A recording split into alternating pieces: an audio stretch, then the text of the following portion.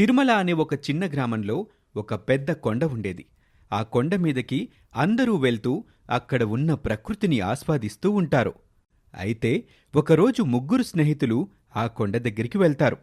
వాళ్ళు ఆ కొండ మొత్తం తిరిగి అలసిపోయి ఒక చోట కూర్చుని ఒకరితో ఒకరు మాట్లాడుకుంటూ ఉంటారు. అబ్బా, ఇక్కడ వాతావరణం ఎంత చక్కగా ఉందో! ఇలాంటి ప్రదేశాలు నేనెక్కడా చూడలేదు. మనసంతా ఆహ్లాదంగా ఉంది. నిజంగా లేఖ్య, చాలా అద్భుతంగా ఉంది. ఇలాంటివి మళ్ళీ మళ్ళీ చూడలేం. సీమ కూడా వస్తే బాగుండేది కదా. నిజమే విమలా, సీమ కూడా వస్తే ఎంతో బాగుండేది. వాళ్ళ నాన్న ఆమెను ఎక్కడికి పంపించడు. సీమ పైన అంత నమ్మకం లేకుండా ఉంటారు. ఏంటో ఆ అమ్మాయి చాలా మంచిది. నమ్మకం లేకపోవడం కాదక్షరా, వాళ్ళది చాలా పేద కుటుంబం. 100 రూపాయలు ఖర్చు పెట్టడం అంటే వాళ్ళు 10 సార్లు ఆలోచిస్తారు. సీమ చాలా చక్కగా చదువుతుంది కాబట్టి ఆమె చదువులో అన్నిటికీ గవర్నమెంట్ భరిస్తుంది. పైగా స్కాలర్షిప్ కూడా వస్తుంది.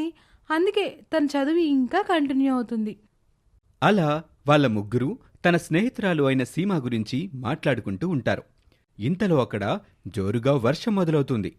వాళ్ళు ఎక్కడికి వెళ్లాలో అర్థం కాక అటూ ఇటూ చూస్తూ ఉంటారు. వాళ్ళకి ఇంతలో ఒకచోట ఒక స్వరంగ మార్గం కనబడుతోంది. దాన్ని చూసి వాళ్ళు చాలా ఆశ్చర్యపోతారు.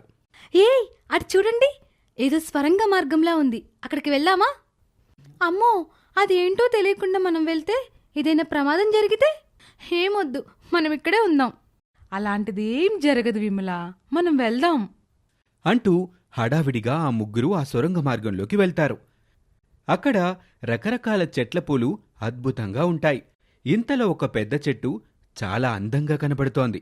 వాళ్ళంతా ఆ చెట్టు దగ్గరికి వెళ్ళి, అబ్బా, ఈ చెట్టు పెద్దగా అలాగే చాలా అందంగా ఉంది. ఇలాంటిది ఎక్కడా చూడలేదు అనుకుంటూ ఉంటారు. ఇంతలో ఆ చెట్టు వాళ్లతో మాట్లాడుతుంది. నమస్తే మిత్రులారా, ఎలా ఉన్నారు? బాగున్నారా? చెట్టు మాట్లాడడం చూసి వాళ్ళంతా భయపడతారు. అమ్మో దెయ్యం, అమ్మో దెయ్యం, దెయ్యం, దెయ్యం అనుకుంటూ వాళ్ళంతా ఒకచోట దాక్కుంటారు. అప్పుడు ఆ చెట్టు పెద్దగా నవ్వుతుంది. అయ్యో మిత్రులారా, భయపడకండి. నేను ఒక మాయా చెట్టుని. మీరు ధైర్యంగా నా దగ్గరికి రావచ్చు. నేను మీకు కావలసిన వరం ఇస్తాను. త్వరగా రండి మిత్రులారా, ఆలస్యం చేయకండి.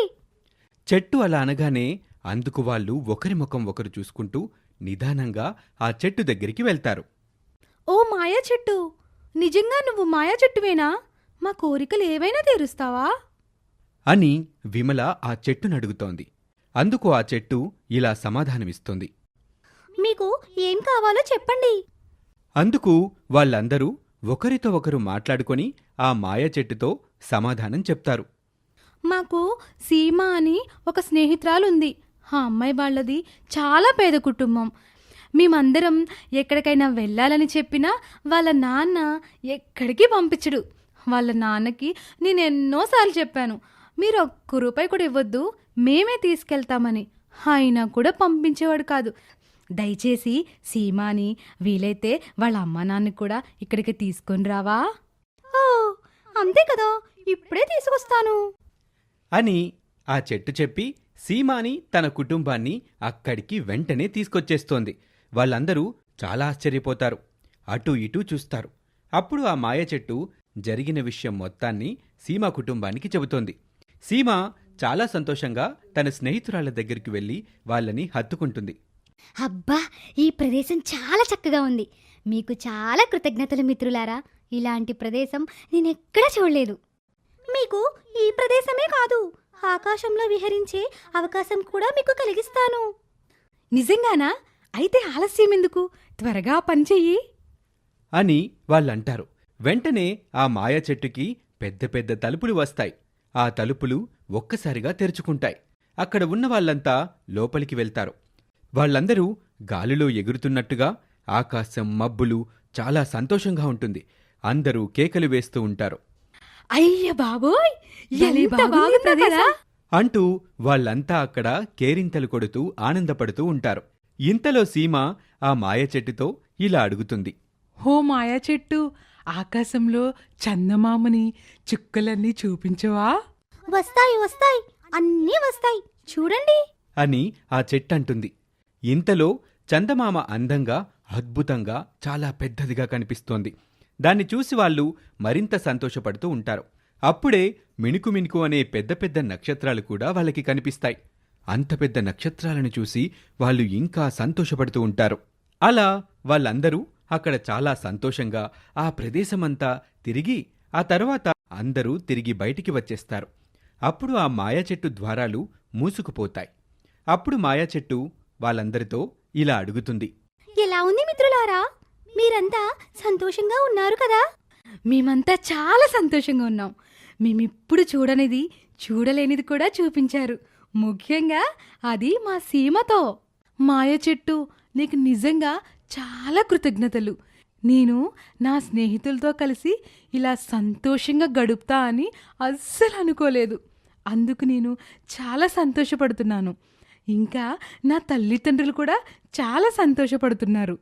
దానికి కూడా నీకు చాలా కృతజ్ఞతలు. ఇలా అందరం ఒక చోట కలుసుకోవడం చాలా ఆనందంగా ఉంది. అవును మాయా చెట్టు, నా కూతురి ముఖంలో ఇంతటి ఆనందాన్ని ఎప్పుడూ చూడలేదు. ఇదంతా నీ పుణ్యమే. తల్లి తండ్రి అయి కూడా నా కూతురు అడిగిన చిన్న చిన్న కోరికలు కూడా మేము తీర్చలేకపోయాం. అంతటి అసమర్థులం మేము. కానీ నువ్వు నా కూతురు ముఖంలో చిరునవ్వుని తీసుకొచ్చావు అంటూ సీమ తల్లిదండ్రులిద్దరూ కన్నీరు పెట్టుకుంటారు. అందుకు మాయా చెట్టు వాళ్ళిద్దరితో, అయ్యో, బాధపడకండి. మీరు ఉన్నదాంట్లోనే సర్దుకుని పెడుతున్నారు. అలా కూడా లేని వాళ్ళ పరిస్థితి గురించి ఆలోచించండి. వాళ్ళు కనీసం ఉండడానికి, తినడానికి కూడా లేక రోడ్లపైనే పడుకుంటూ పిచ్చిమెత్తుకుంటున్నారు. మీకు అలాంటి పరిస్థితి లేదు. అందుకు ఆ భగవంతుని ప్రార్థించాలి అని అంటుంది. అందుకు వాళ్ళు, నిజమే మీరు చెప్పింది. కానీ భగవంతుణ్ణి మేము ఎప్పుడూ కోరుకునేది ఒకటే, అందరికీ మంచి జీవితాన్ని ప్రసాదించాలి అని. ఏదో ఒక రోజు తప్పకుండా ఆ రోజు వస్తుంది. అందరికీ మంచి రోజులు వస్తాయి. ఇప్పుడు మీకు రాబోతున్నాయి అని అంటుంది. అలా అన్న వెంటనే ఆ నలుగురు అమ్మాయిల చేతిలో పెద్ద పెద్ద పెట్టెలు వస్తాయి. వాటిని చూసి వాళ్ళు నలుగురు ఆశ్చర్యపోతారు. ఆ మాయ చెట్టు వాళ్ళతో ఇలా అంటుంది. మిత్రులారా, వాటిని ఒకసారి తెరచి చూడండి, మీకే అర్థమవుతుంది. అప్పుడు వాళ్ళు నలుగురు ఆ పెట్టెల్ని తెరిచి చూస్తారు. అందులో బంగారం, నగలు, బోలెడంత డబ్బు ఉంటుంది.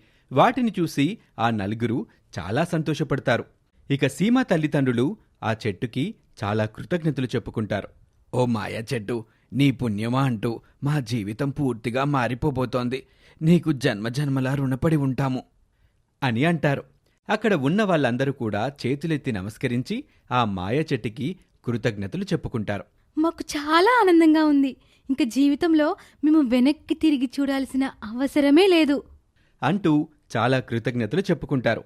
వెంటనే ఆ మాయ చెట్టు ఒక స్వామీజీగా మారిపోతాడు.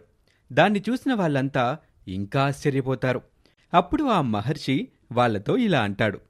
కంగారు పడకండి, నేను ఒక శాపం వల్ల ఇలా చెట్టుగా మారాను.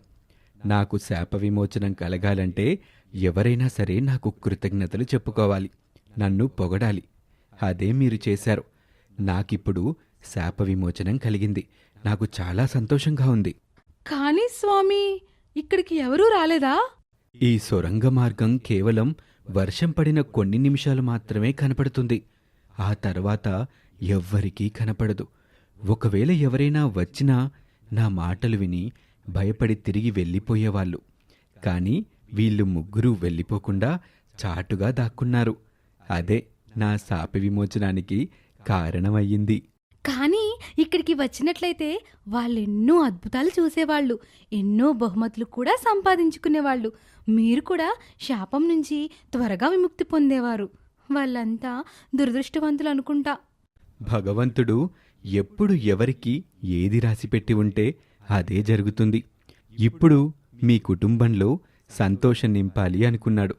దాన్ని నా ద్వారా నిజం చేశాడు.